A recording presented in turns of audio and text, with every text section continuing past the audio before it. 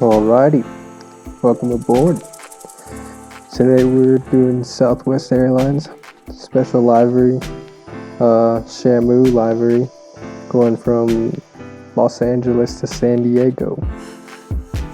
KLAX, Kilo Lima Alpha X-Ray to Kilo Sierra Alpha November.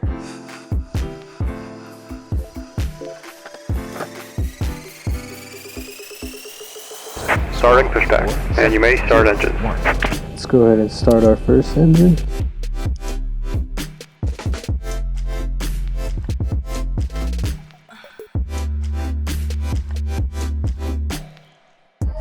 Setting our speed and then starting our second engine.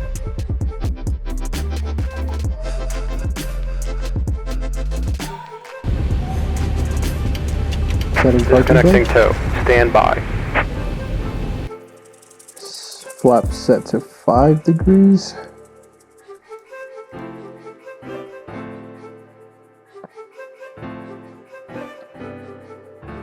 Alrighty, looks like we're disconnecting from our tow here. From our push Tow is step. disconnected and bypass bin has been removed. Hand signal on the right. Well, see you next time and have a safe flight.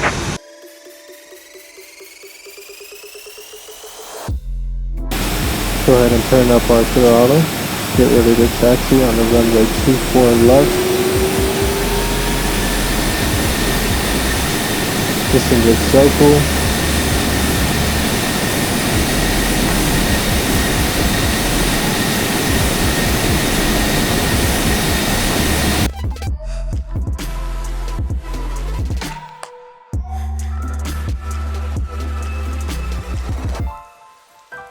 Graphics look pretty good, not too bad. Gonna set our taxi lights, takeoff lights, taxi lights off actually. Ooh, nice. 24 left, 737 to 806, November. Alrighty, we're cleared for takeoff. Gonna wait to make this turn, then we can go ahead and turn up our throttle.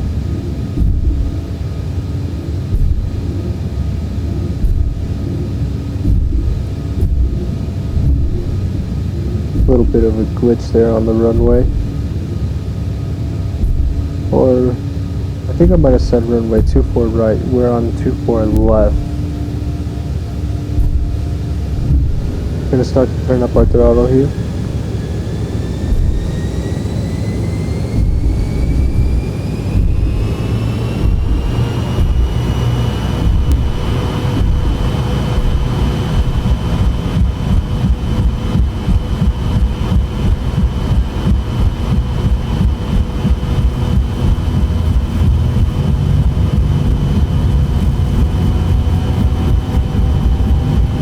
Trying to pick up some more speed here.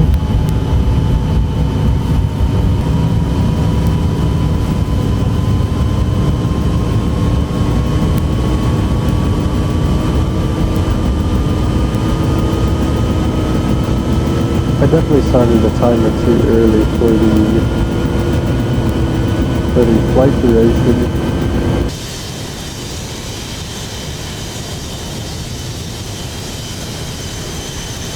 Gear up, positive rate, flaps up. Then we're gonna start by making a left-hand turn towards limbo here pretty soon. That looks pretty good.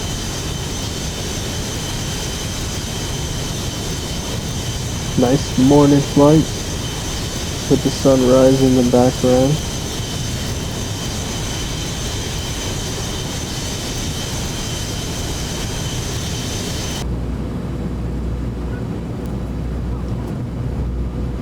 Starting to make our turn, or that left-hand turn towards limbo.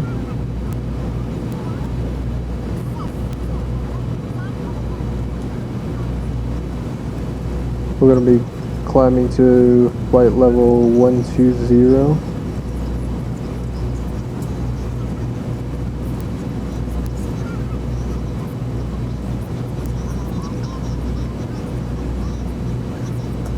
Nice reflection on the wing.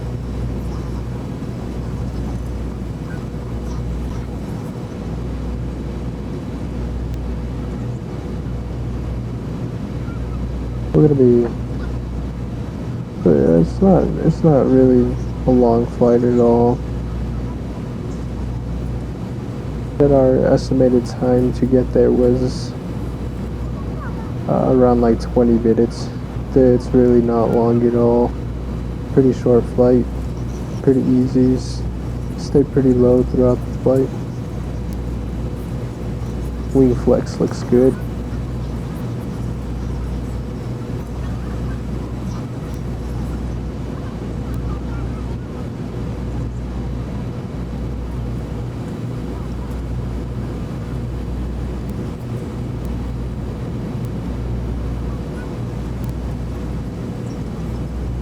Man, I just love flying this plane. 737-800. It's the Zibo mod.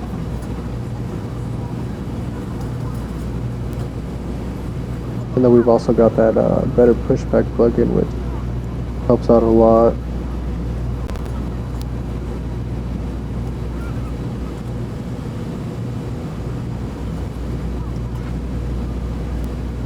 We're going to be flying at 12,000 feet. We're gonna keep our speed at about 250 knots. Man, this livery looks so good. This was the first special livery that Southwest Airlines ever did. Came out May 23rd in 1988. It was actually not in the 737-800, it was the 737-300. The first one that came out had a tail number, it had its flight number of November 334, Sierra Whiskey.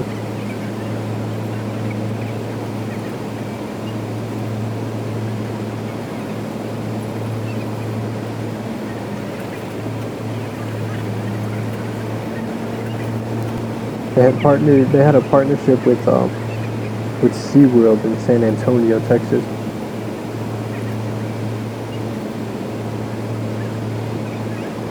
When it first came out, it actually had toured 27 different cities, including New York City, which Southwest Airlines wasn't even flying to that destination at the time. And actually, the whole flight crew and ground crew all got special uniforms for just for, you know, working on this airplane, which is pretty cool. And I mean, Southwest Airlines has come out with so many special livery airplanes. They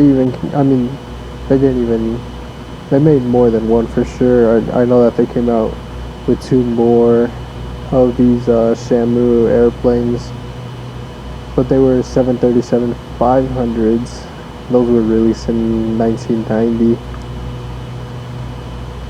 But I know that they did discontinue the livery in 2014. Not really sure if that was like about the whole, you know, animal abuse stuff and whatnot, but I mean, who knows? It very well could have been. Companies do stuff like that all the time, where, you know, they'll have a good sponsorship or partnership with somebody, and, you know, that person's reputation changes over time just because of, you know, something that they did, and people get to finding out about it, and, you know, when a company doesn't really like that, they'll definitely terminate somebody's contract or any sort of partnership if they see that it may definitely affect their very own reputation. 1,000 feet away from our cruising altitude. But yeah, I have done a flight with the Colorado 1 special livery, and then on my own time I've used other of their liveries as well, but they've come out with quite a few. I know that they at one point did come out with a Sports Illustrated livery. I thought that was interesting, but I actually did try to look up a download for the Sports Illustrated livery for the Zibo mod, but I definitely could not find anything. Alright, we hit our cruising altitude. We're putting in our radios on standby. Turn up our lights a little bit. I don't even know why I like barely started to do that.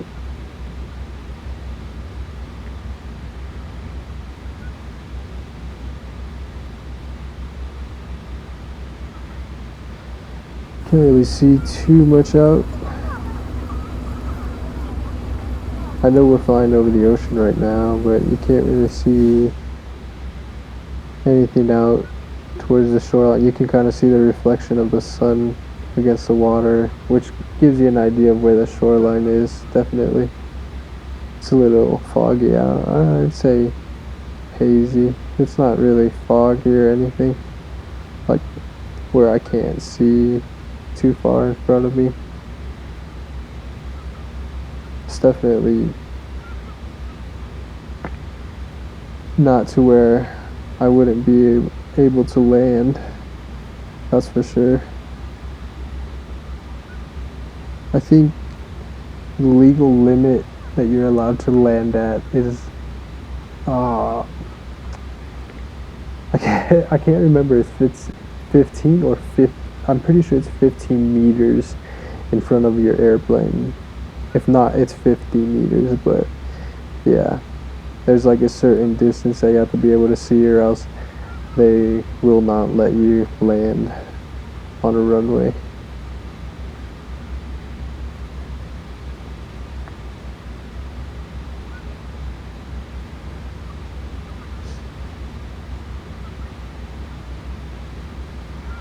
Looks really good.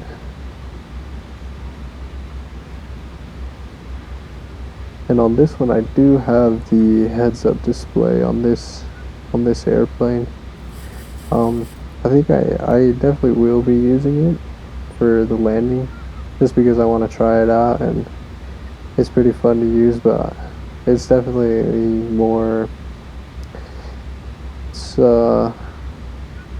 I would say it's more useful at night when you can't exactly see too much around you.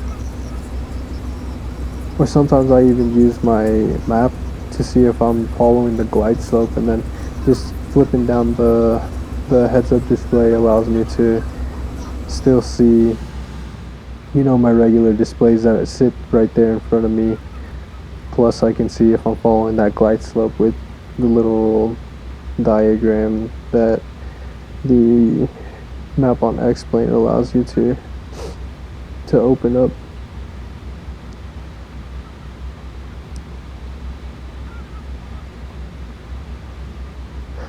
And the reason why I've gotten used to using the map is that sometimes the glide slope won't show up on my displays, and I'm pretty sure I know exactly why. It's just because I forget to set the altitude of the runway.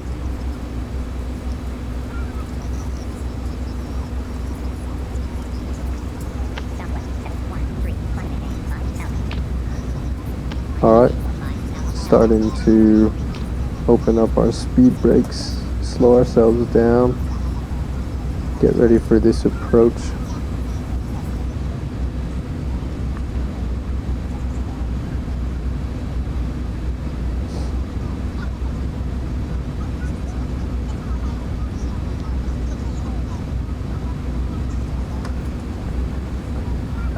Hopefully I can start to do more videos like this where I'm kind of doing a voiceover of kind of like a speeded version of the flight, so that, you know, it's still a well-sized video where you can see the whole flight, but you know, you hear the speeded up voices in the background, the squeaky voices, because I speeded up by about like 50%, just like a little bit, so that, you know, the flight goes by a little fast.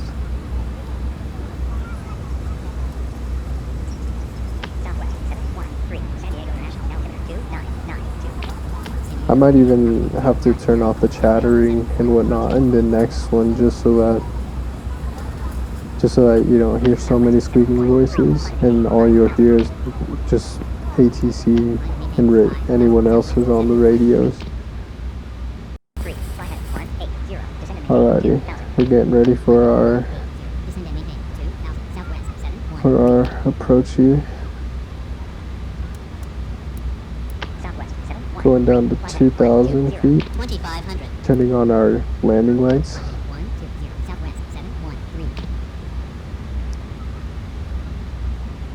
Setting strobes to, or setting positional lights to strobe and steady.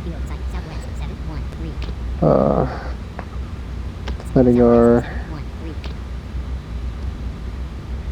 flight attendants to prepare for landing. We're clear to approach. And that's the map that I was talking about earlier, where it allows me to see the glide slope there. Gonna bring down our heads-up display. Having a little trouble to pull this down.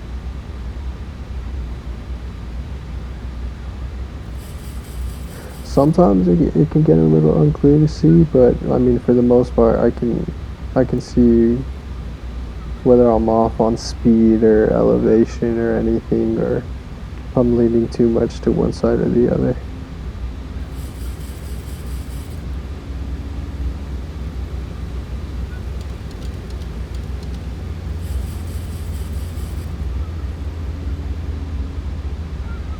Right here, oh.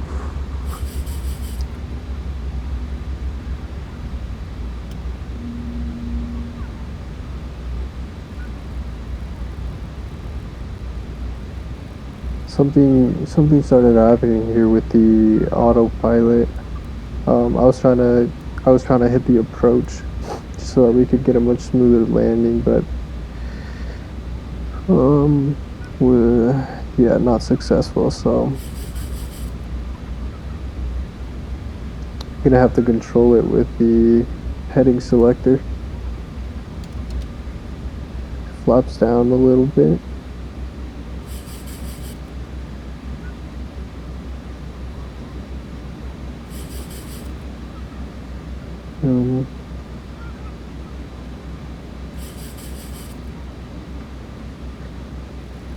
I think it'll be best if I just kind of take over, fly it manually for this last part. Yeah, we're way too high.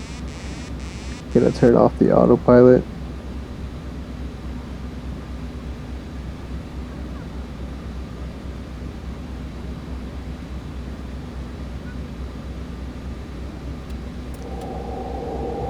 Gear down.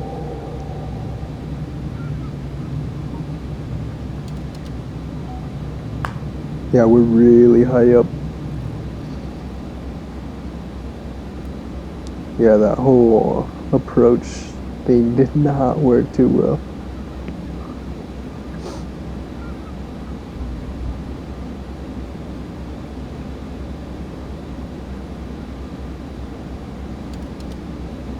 Flaps down just a little more. Continue to slow ourselves down as we come closer to the runway. Gonna start turning right.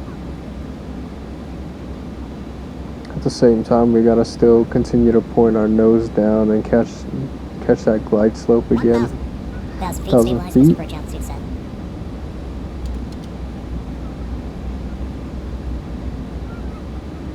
Start to gain a little better control here.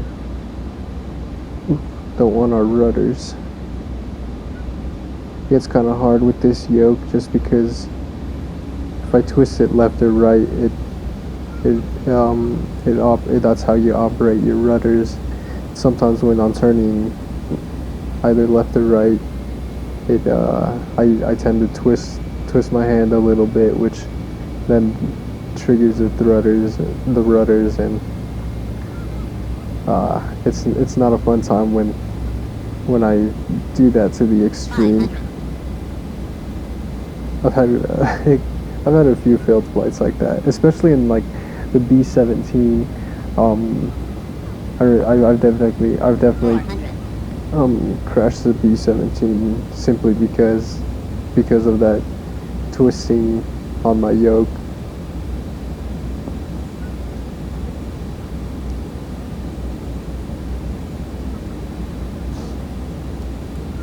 Getting closer to the runway here.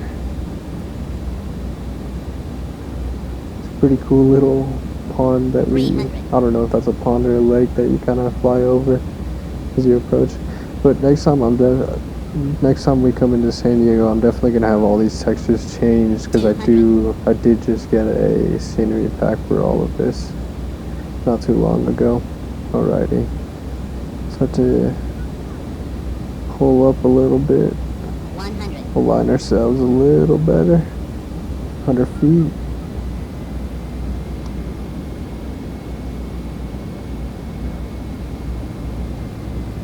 We're gonna be making our touchdown a little late here.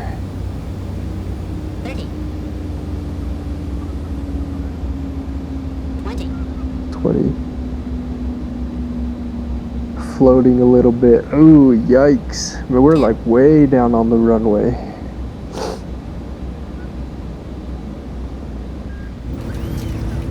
Reverse thrusters. Put our nose down on the ground. Gonna wait for a little late for hitting up the ATC. Gonna put that heads up display up. Gonna get our taxi.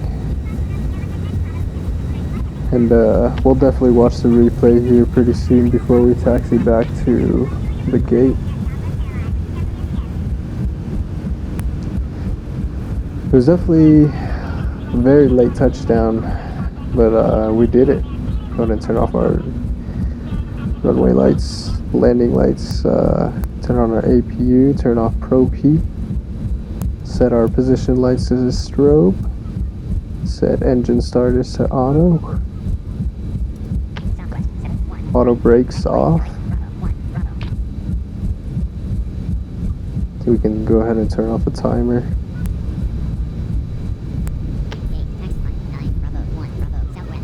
Alrighty, let me just turn here and then we can go ahead and watch this replay.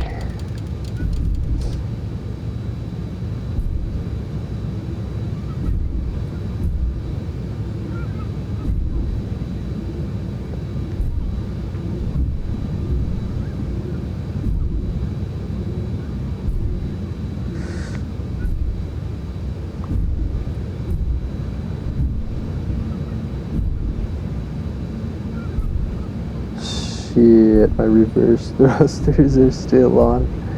Let me turn those off. Alright, let's go ahead and watch this replay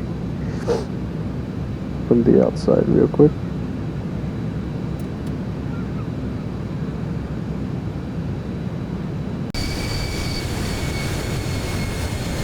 Yeah, this thing looks so cool. It's definitely very unique.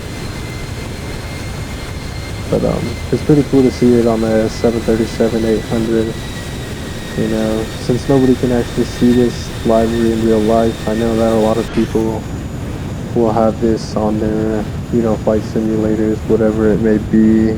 They'll have some form of skin downloaded, or else I've seen people even buy like model airplanes of this thing, like scale size airplanes. Like little metal planes that they'll order online. I don't know if I'd go as far as doing that, maybe, but I mean, if I get really that far into, you know, having that appreciation for aviation, definitely. Here's our very late touchdown. There's a Delta 737 in the back. Here's our touchdown. Reverse thrusters, nose down.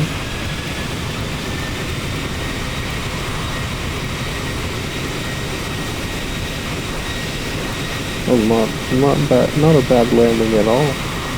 Pretty good. keep in mind this is sped up like just slightly, so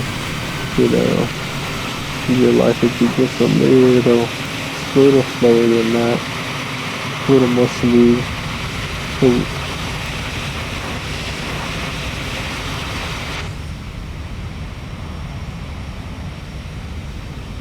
Then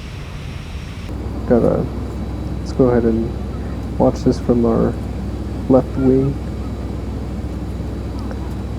Approaching the runway here. There's that little lake or pond. We'll just call it a lake.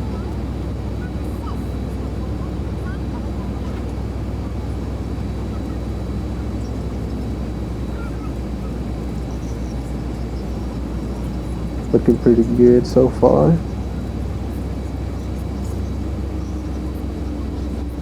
Man, I really gotta upgrade eventually my laptop just so that I can get much better sceneries in the backgrounds for sure. And touchdown.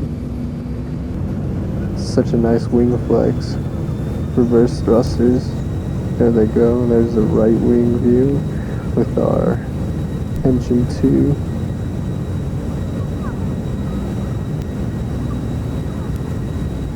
Winding up that reverse.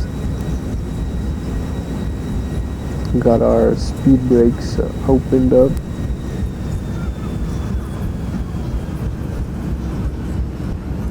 So right here I definitely turned down the reverse thrusters, but I just forgot to I believe actually that I did, because I always confuse on my throttle I have both my reverse thrusters set and my landing gear, and sometimes I confuse them while I'm landing, and I'll forget to turn off my reverse thrusters, so I go to the taxi, and I end up slowing down, stopping, and then pushing myself backwards just a little bit.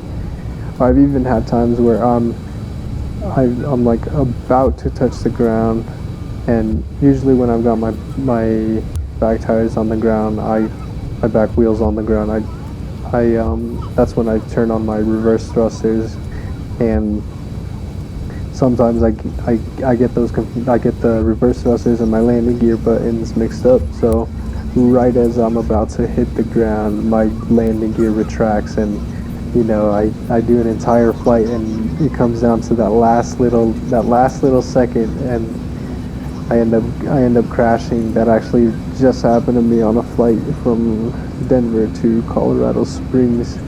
Alright, let's go ahead and taxi to our gate here. Our flaps are retracted.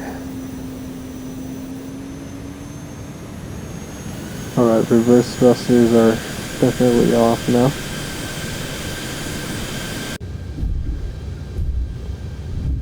Go ahead and make this right hand turn.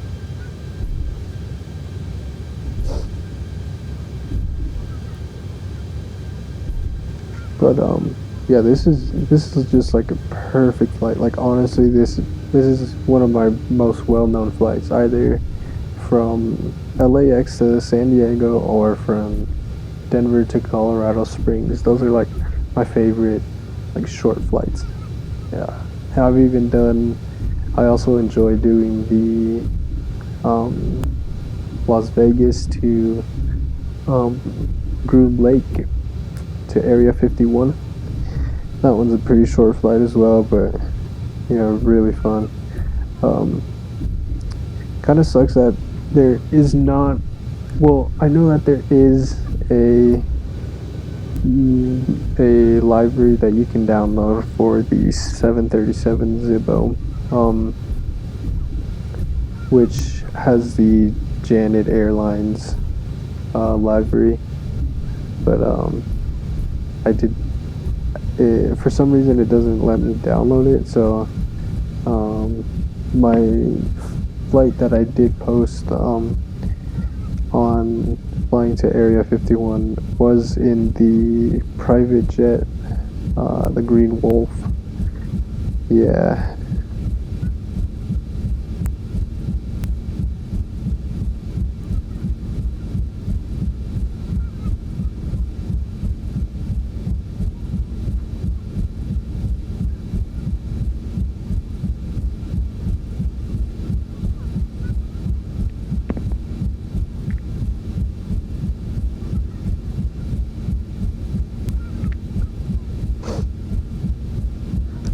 Audio sounds a little weird with it being sped up, taxiing over.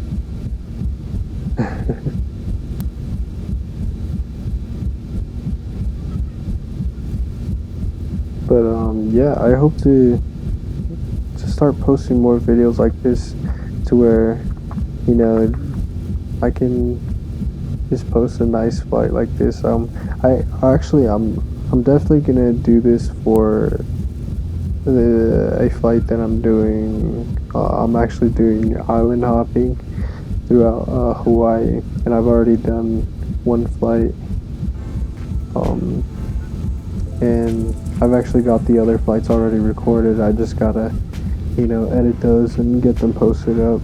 But hopefully those ones will be pretty good as well. Just because, I mean, I got some pretty good views, and flying across the islands is pretty fun. This next one, it's gonna be the last one. It was just one flight from one island to the other, but this one is gonna be the next one is gonna be continued from the last island that I flew to, and then from there I'm gonna hop over to another island and then back to the original island, which I believe the airport was in Honolulu, Hawaii.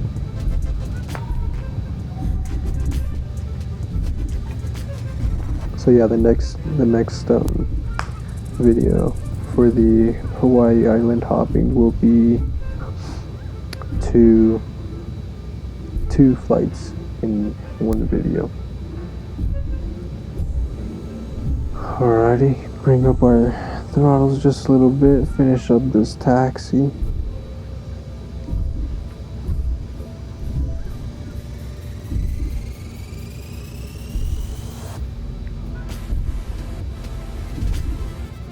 But yeah, next time I fly into San Diego, it might be from Las Vegas or something, or even San Jose, and then we'll be able to see all the new scenery pack for San Diego. It is a freeware scenery pack. It is pretty good. Right here I have two different sceneries running right now, so you kind of have some lines overlapping right now, but I'm definitely gonna get that fixed for the next time. But until then,